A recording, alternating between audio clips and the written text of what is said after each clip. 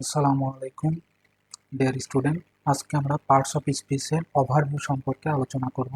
আপনারা দেখছেন মিঠুন ইনসাইট, আমি আপনাদের সাথে আছি মোহাম্মদ মিঠুন হোসেন। চলেন শুরু করা যাক। তাহলে পার্টস অফ স্পিচটা আসলে কি? পার্টস অফ স্পিচ হচ্ছে একটি বাক্যের প্রতিটি শব্দের কাজ বা ভূমিকা বুঝতে সাহায্য করে। অর্থাৎ একটি বাক্যে ব্যবহৃত প্রতিটি শব্দ কি কাজ করছে, সেটা কি নাম বোঝাচ্ছে, কাজ বোঝাচ্ছে, নাকি গুণ বোঝাচ্ছে, নাকি সম্পর্ক বোঝাচ্ছে, তা আমরা এই পার্টস অফ স্পিচের মাধ্যমে জানতে পারি।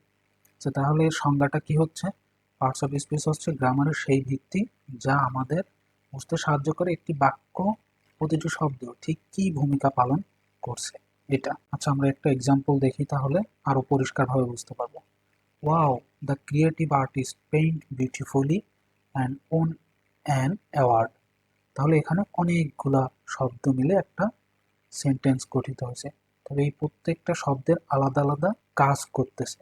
এইগুলা দ্বারা কি বোঝাচ্ছে এইটাই আইডেন্টিফাই করে হচ্ছে পার্টস অফ স্পিচ, যে কোন শব্দ আসলে কি বোঝাচ্ছে। আচ্ছা, আমরা একটু দেখি।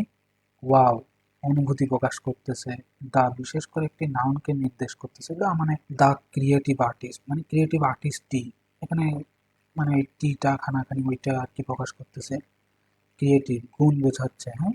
তারপরে হচ্ছে আর্টিস্ট ব্যক্তি বা নাম বোঝাচ্ছে। তারপরে হচ্ছে পেইন্টেড মানে কাজ করা বোঝাচ্ছে। তারপরে বিউটিফুলি কাজটি কিভাবে হয়েছে তা বোঝাচ্ছে। অ্যান্ড দুটি অংশকে যুক্ত করতেছে। ওন কাজ বোঝাচ্ছে, আবার হচ্ছে কি অ্যান্ড অ্যাওয়ার্ড বস্তু বা জিনিস বোঝাচ্ছে। অর্থাৎ এই বাক্যে বিভিন্ন শব্দ বিভিন্ন ভূমিকা পালন করছে, এই ভূমিকার ধরনই হচ্ছে পার্টস অফ স্পিচ।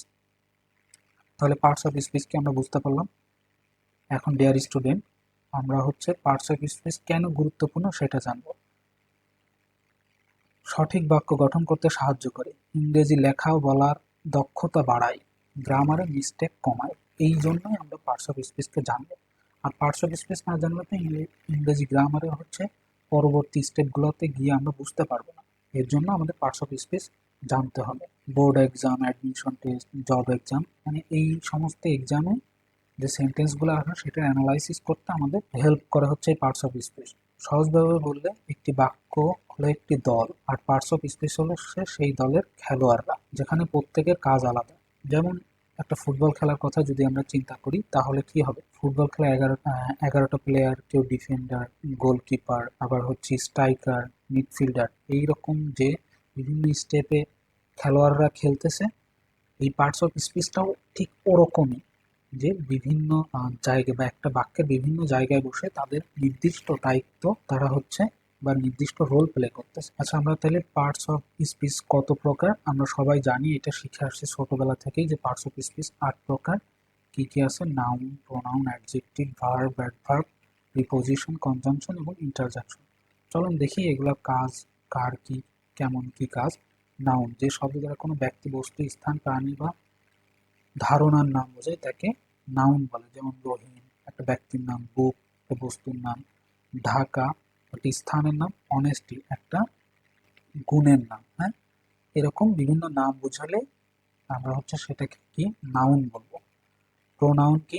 নাউনের পরিবর্তে যে শব্দ ব্যবহৃত হয় তাকে প্রোনাউন বলে। যেমন কি হি, সি, ইট, দে, এগুলা। হি কোনো ব্যক্তি, রহিমের পরিবর্তে হি ব্যবহার করা হয়।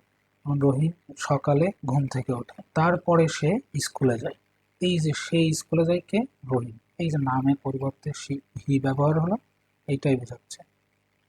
অ্যাডজেক্টিভ, অ্যাডজেক্টিভ হচ্ছে নাউন বা প্রোনাউনের গুণ, দোষ, সংখ্যা বা অবস্থা বোঝায়। এটা হচ্ছে অ্যাডজেক্টিভ। যেমন good, beautiful, five, honest. Good তার গুণ বোঝাচ্ছে, বিউটিফুল গুণ বোঝাচ্ছে, ফাইভ সংখ্যা বোঝাচ্ছে, অনেস্ট গুণ বোঝাচ্ছে, ব্যাড দোষ বোঝাচ্ছে, এরকম আর কি। ভার্ব যে শব্দ দ্বারা কোনো কাজ করা বা হওয়া বোঝায় তাকে ভার্ব বলে। যেমন ইট, রিড, গো, রাইট, এগুলা মানে কোনো কাজ করা বোঝাইলে সেটা ভার্ব হবে। তারপরে হচ্ছে অ্যাডভার্ব। অ্যাডভার্ব হচ্ছে ভার্ব, অ্যাডজেক্টিভ বা অন্য অ্যাডভার্বকে বর্ণনা করে বা মডিফাই করে, তাকে হচ্ছে অ্যাডভার্ব বলে। যেমন স্লোলি, স্লোলি কি? সে হাঁটতেছে আস্তে, এখানে হাঁটা, হাঁটাকে মডিফাই করতেছে স্লোলি। ভেরি, ওয়েল, ইয়েস্টারডে, এইভাবে এইগুলা হচ্ছে কি হয়? অ্যাডভার্ব এই শব্দগুলো। আমরা এইগুলা নিয়ে বিস্তারিত আলোচনা করব পরবর্তী ক্লাসগুলোতে।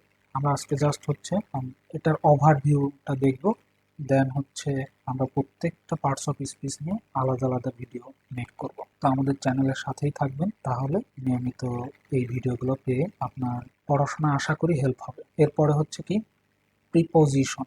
প্রিপোজিশন কি নাউন বা প্রোনাউনের সাথে বাক্যের অন্য শব্দের সম্পর্ক বোঝায় যে শব্দ, সেটাই হচ্ছে প্রিপোজিশন। প্রিপোজিশন কি in, at, on, under, with, about, এগুলো হচ্ছে প্রিপোজিশন। অনেকগুলো আছে, আমরা প্রিপোজিশন ক্লাসে এটা নিয়ে বিস্তারিত আলোচনা করব। কনজাংশন, যদি শব্দ, বাক্যাংশ বা বাক্যকে যুক্ত করে যে শব্দ, সেটাই হচ্ছে কনজাংশন। যেমন অ্যান্ড, বাট, অর, বিকজ, এগুলা কি, এগুলা হচ্ছে দুইটা শব্দকে যুক্ত করতে পারে, দুইটা বাক্য, দুইটা ক্লোজ, এরকম হচ্ছে যারা যুক্ত করে যে ওয়ার্ড দ্বারা, সেই ওয়ার্ডটাই হচ্ছে কনজাংশন।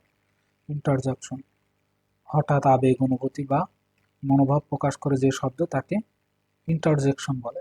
যেমন ওয়াও, হ্যালাস, ও, হুররে, ওয়াও, হ্যাঁ, এইগুলাই হচ্ছে কি ইন্টারজেকশন। আমরা এইগুলা নিয়ে পরবর্তী ক্লাসগুলোতে বিস্তারিত আলোচনা করব। আজকের মতো এই পর্যন্তই। যারা এই পর্যন্ত ভিডিওটা দেখছেন, সবাই ভিডিওতে একটা লাইক করবেন এবং আপনার অপিনিয়নটা ভিডিওর কমেন্টসে জানাবেন। যারা ফেসবুক থেকে দেখছেন, অবশ্যই পেজটা লাইক করে রাখবেন। আর যারা ইউটিউব থেকে দেখছেন, তারা আমার চ্যানেলটা সাবস্ক্রাইব করে রাখবেন। আল্লাহ হাফেজ।